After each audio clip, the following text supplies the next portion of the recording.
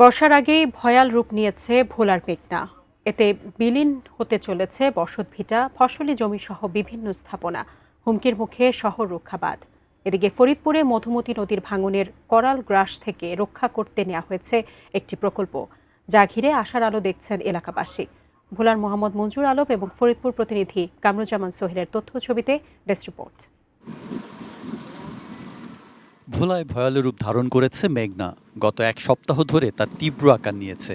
ভোলা সদরের শিবপুর ইউনিয়নের ভোলার খাল থেকে দৌলত খানের মেদুয়া পর্যন্ত 4 কিলোমিটার এলাকা জুড়ে ভাঙন চলছে, যা নিয়ে আতঙ্ক ও উৎকণ্ঠায় দিন কাটাচ্ছে নদীপাড়ের মানুষ। আমাদের আবাদি ফসলি জমিগুলো বিলীন হয়ে গেল, আমাদের ঘর বাড়ি বিলীন হয়ে গেল। বেড়িবাঁধ বোলাতে 100 মিটার দূরে, এমন যদি এই বেড়ি ছুটা যায় তাহলে বোলা পানি উঠটা ডুবিয়ে যাব।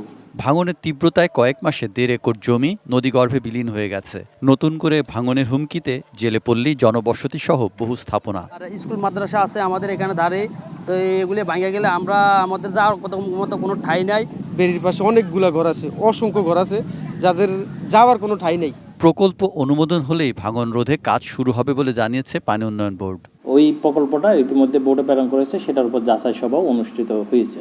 প্রাণ সসের মাখামাখি টেস্ট নুডলসকে করে তোলে আরো ইয়ামি, আরো জোস। প্রাণ সস, সসের বস।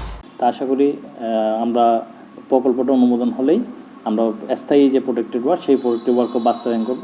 ফরিদপুরের মধুখালী আলফাডাঙ্গাবাসীর দুঃখ ছিল একটাই, নদী ভাঙন। প্রতি বছর মধুমতি নদীর ভাঙনে ভিটেমাটি হারিয়ে নিঃস্ব হয়েছেন শত শত মানুষ।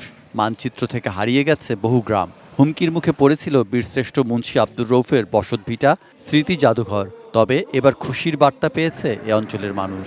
ভাঙন রোধে 481 কোটি টাকা ব্যয়ে একটি প্রকল্পের কাজ শুরু হয়েছে। দ্রুত এবং সঠিকভাবে এ প্রকল্পের কাজ শেষ করার দাবি তাদের।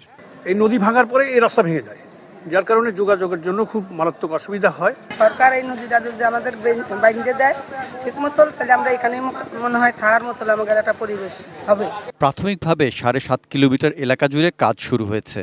জিও ব্যাগ দিয়ে ডাম্পিং ও পরবর্তীতে সিসি ব্লক দিয়ে নদীর তীর সংরক্ষণ করা হবে। এ বর্ষা মৌসুমেই বাঁধের কাজ শেষ করার লক্ষ্যমাত্রা ধরা হয়েছে।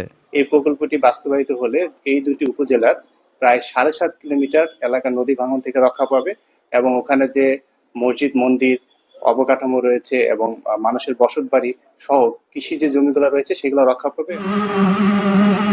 সৈকত Dasgupta, desk report, ATN news.